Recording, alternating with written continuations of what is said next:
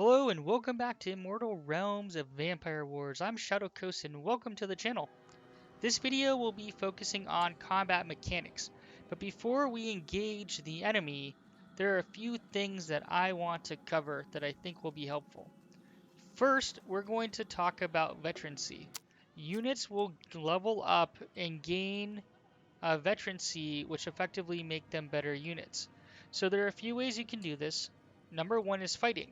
As units kill enemies and survive engagements, they will gain veterancy automatically. The other way to do this is you can use cards to increase veterancy. So for example here, we have our baseless automaton, 50 damage, 50, 40, 90. If we apply veterancy to this group, all of a sudden you see they're a little more veteran. Now he does 52 damage and has more health. So this goes for all the characters that leveled up. Now if we look at our apprentice unit here, 36 damage, right, compared to, we don't have another apprentice unit to compare to. Our fencer did level up, so he's 57, where over here you can see 55. Now let's talk about the economy, right? We are covering, we're at a deficit. So there are a few things we can do. So number one, we can disband units. So if you hover over the unit card and click the little X, you can disband units. The other option, which is specific to each clan, they have different abilities. For us, we have the ability to leverage blood alchemy, where we convert mana into blood. So down here you can see our mana for each unit. You can only do this action when we're at a Moriah keep.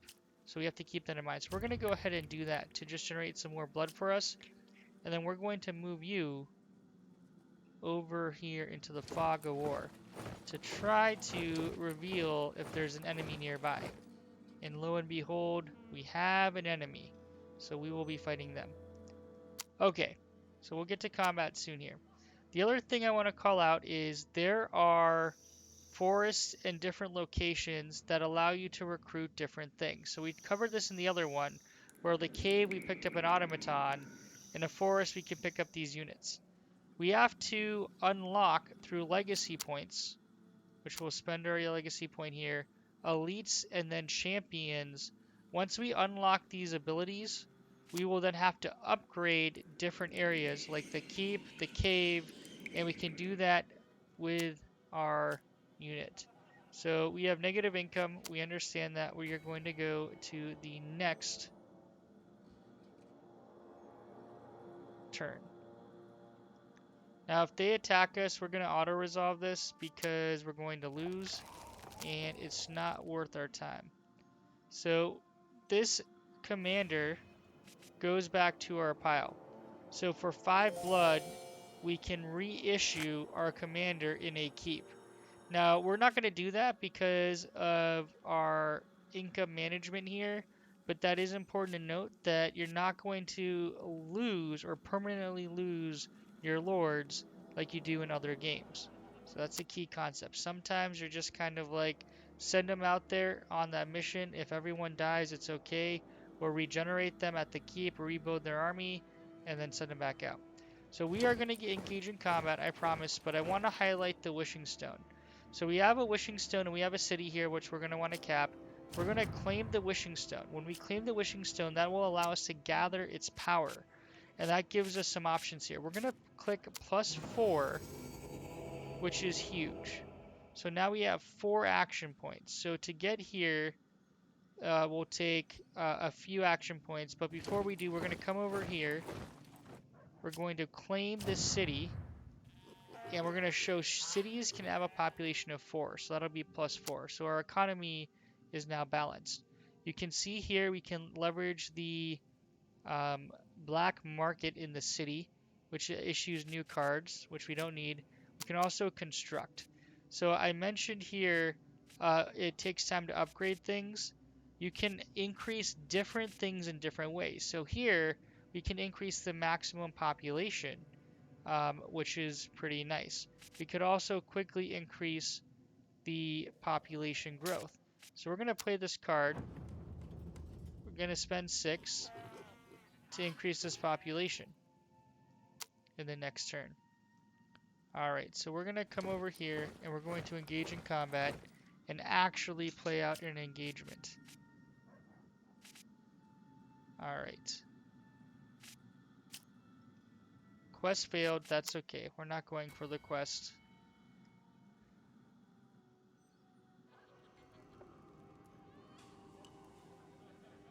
Let's see how this works.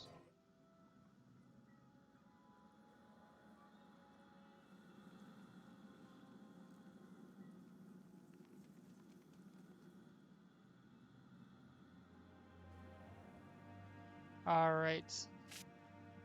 Now we can pick a new quest. We failed the quest, so if you complete your quest or fail your quest, you get to select a new quest. So a couple things. You want to see what you have to actually do, but you also want to look at your rewards.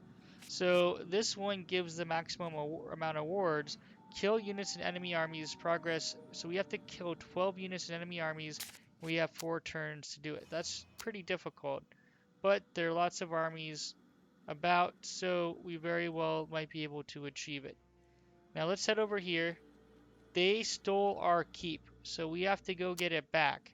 Because without the keep, we can't reissue any commanders, right? We need a keep to do that. So that is critical. The other critical piece is you have to secure the keep to cap the area, the different villages and cities in the area. So the keep is critical. It basically is the capital of the province, and you can't cap other things that are occupied.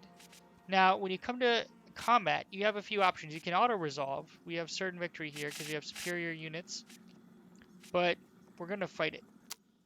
I would watch the auto-resolve. If it says certain victory, you're going to win.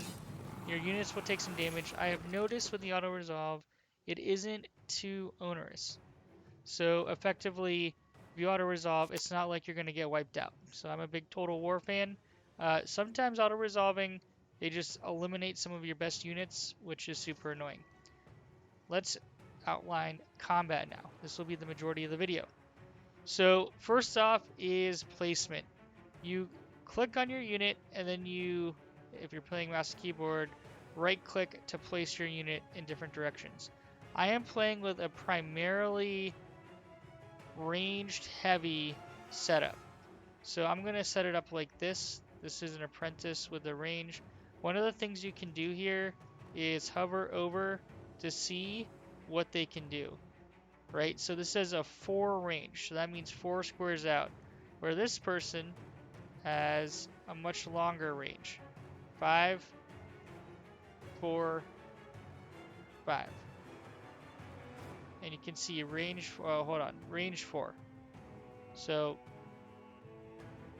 want to make sure that you understand the range of attack. And we're going to put this fencer, which is a melee unit, out front. Alright, now we have a better setup where we have our melee people there. Now one of these people has longer range than the other, so it does get a little frustrating. Range 4. This is our main character, so she should have range 5. Okay, good. Then you're also range 4.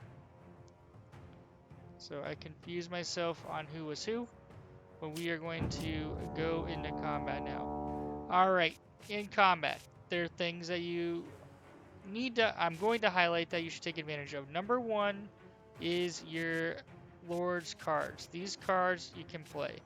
So, for example, we have Eldritch Bomb, which we could play, but we're out of range. So, to get in range, we're going to have to move before we can play that card. So we're going to run up here to try to get in range. They're going to play Holy Water and then advance their main character or general. So playing cards is important. We have Eldritch Bomb, which we could use. We're going to hold off, and we're actually going to use Arcane Barrage, except we're not in range, which is super annoying. The other thing we can do that I like about this setup is slow. So we're going to slow these guys down so they can't get around us immediately. Next thing to know, on the map, there are different modifiers. So Monument of Sorrow grants Soul Drain, which restores 2 mana on each attack. Empowering Remains plus 20% attack. So make sure you're standing in the buffs or trying to position it so your enemies have to stand in the debuffs to take more damage. We are going to send our Fencer out here to attack. Now he is going to be able to return fire in many cases when basically like a riposte depending. Except normally when you respawn, you do half to partial damage. Now some units have special abilities which are on the right. So we have Equilibrium, which sacrifices half units health to gain 10%, 10 mana, or we have Aim Shot, which increases our range. So range shot is good because we can sit back here. You can already see their lord. We can easily take out. We also, so we could do another aim shot here, which we're going to do. And then those go on cooldown. So next, you know, it's going to take a little while before they can do aim shot again. You can see the cooldown here, right? So this 2-turn cooldown and 4 units away. Now there is friendly fire. So if I were to do this barrage or bombard, this will hurt my unit because I'm in that square. So friendly fire exists, so just be aware of that.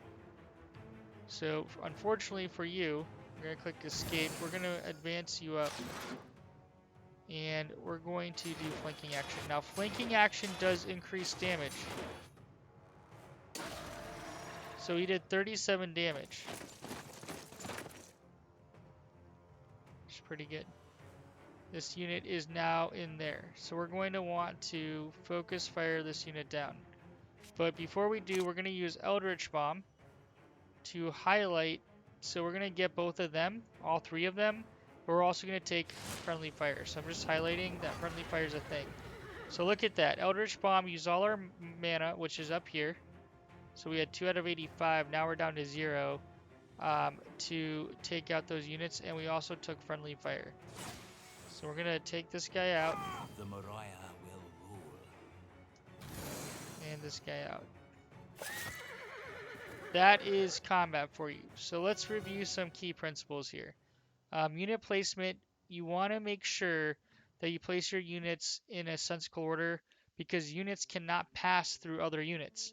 Effectively, if I have a tier 1 unit in front and a tier 2 unit in back that are both melee and they're blocked, they cannot pass through each other. So you have to keep that in mind. The other thing to keep in mind is playing your cards and managing your mana. While I now have no mana on this character, I'm going to have to replenish it. There are a few ways I can do that, and you can see it up here. We have heal, replenish. So we regain 19% of max mana, and that'll effectively take an action point. I just leveled up, so I covered this concept before, but we can now upgrade our cards for our leader.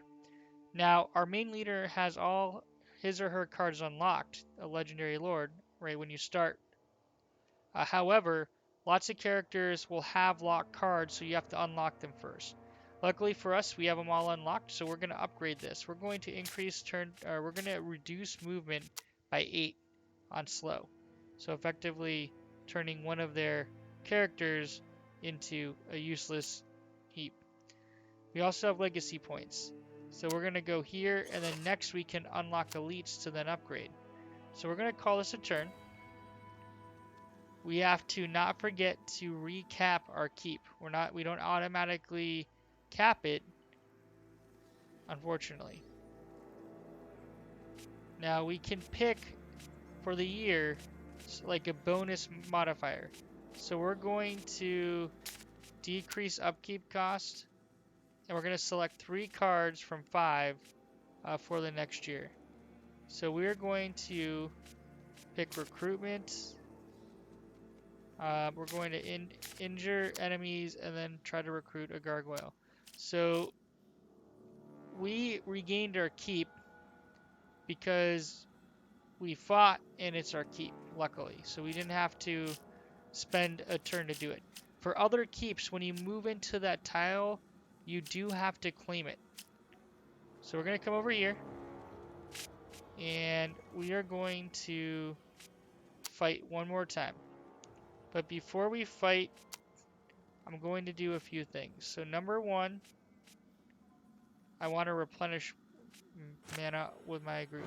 So we're spending blood to do that. Number two, we're going to ambush the enemy so they're injured. Number three,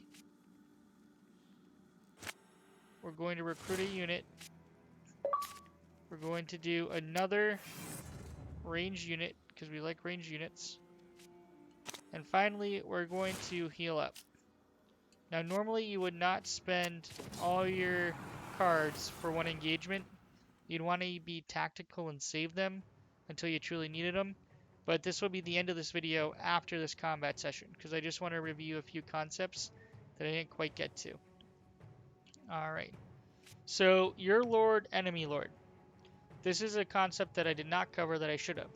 So, when you engage, these are extra bonuses that you can get for your army or for your lord based on meeting criteria. So deal damage with magic attacks 150. Once we do 150 magic attack damage, archers gain +2 initiative, right? And then as this increases on what we have to do, we then get our lord will gain soul drain, and then archers gain sundering. So, and we can also see what the enemy has to do. So the reason this is so important is while we watch what the enemy has to do, we want to prevent them from getting these bonuses while working to get our own bonus within battle. These bonuses only last for this battle, so that's an important concept to remember. So off the bat, you can see they're injured. These guys should be injured, but they're not, which is a little suspicious to me to begin with. So before we battle, we're going to want to set up our group. We have our fencer and our automaton, and then we have the rest of our kind of ranged units.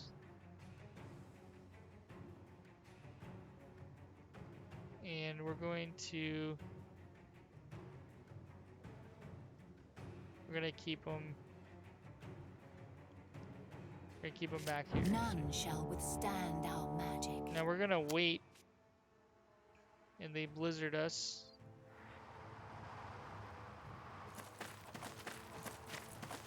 I serve.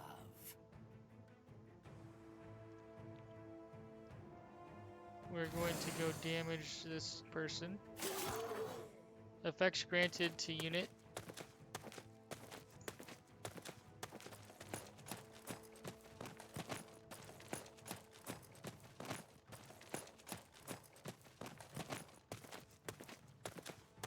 The blood gives us power.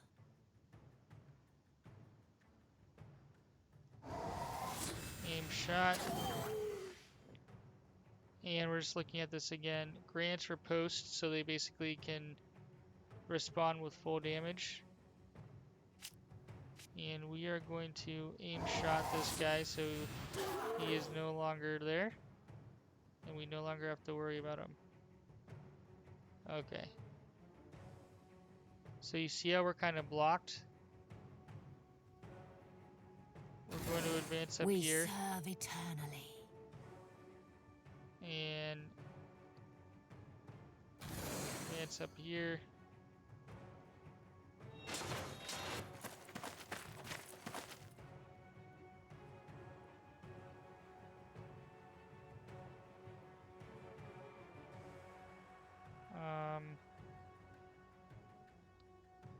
+4 initiative. That's pretty good.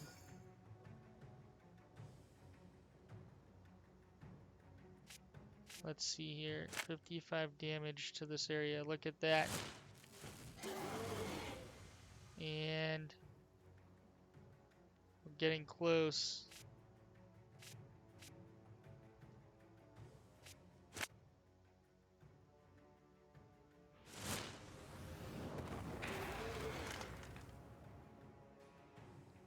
Okay, so that doesn't count as magic damage casting the card, which I did not realize, but now we know. Move here.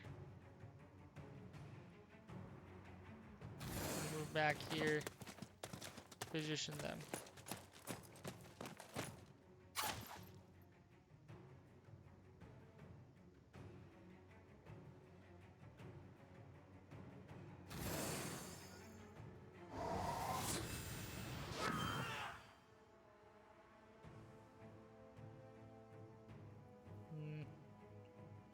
Gonna wait.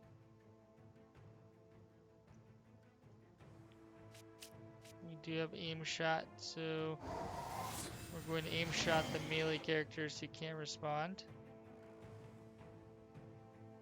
And then we're going to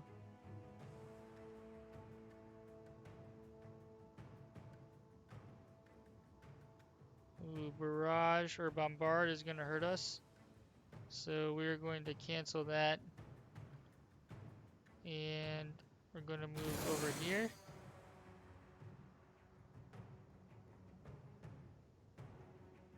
And work on a flanking motion. So this person's flanked. Now if we're in front and behind them, we do even more damage. You can see they can respond in a limited fashion. We serve eternally.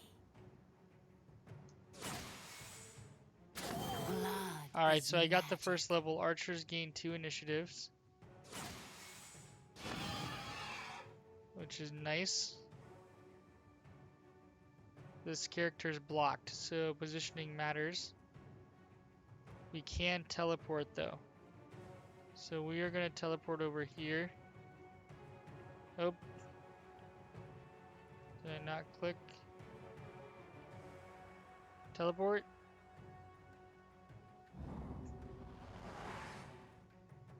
And we'll finish this guy off. Knowledge is ours. Now we're advancing. So we're leveraging the environment to our ability. We're leveraging our moves that are unit specific as they come up. And right now it's all about moving towards the enemy.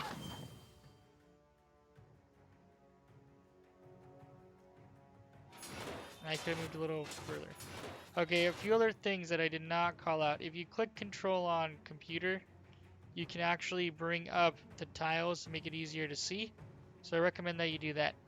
The other thing that I recommend that you do is you could look at your initiation bar, or you can look it up here.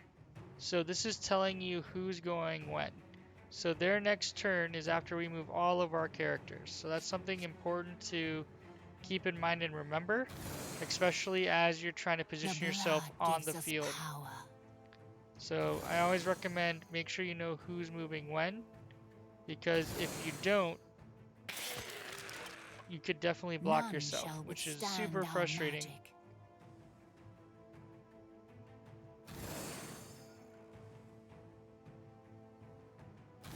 Just trying to advance because this person's so far back.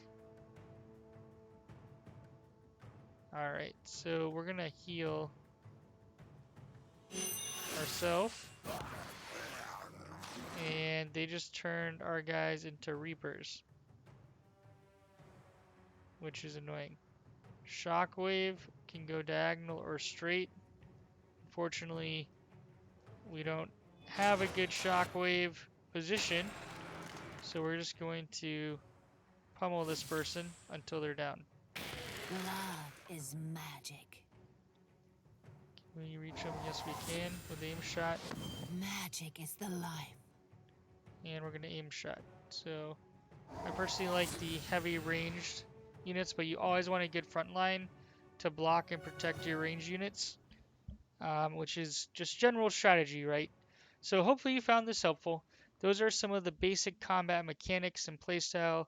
You want to leverage your cards before battle to give yourself the upper hand. Then during battle, you want to make sure you properly position your troops, leverage their abilities, and focus fire down the enemies. So hopefully you found this helpful. I am actively trying to grow my YouTube channel, so if you do find this helpful, please consider supporting the channel by subscribing and dropping this video and other videos you enjoy a like. Thanks so much for watching, and hope to see you in future videos. Shadow Coast, out.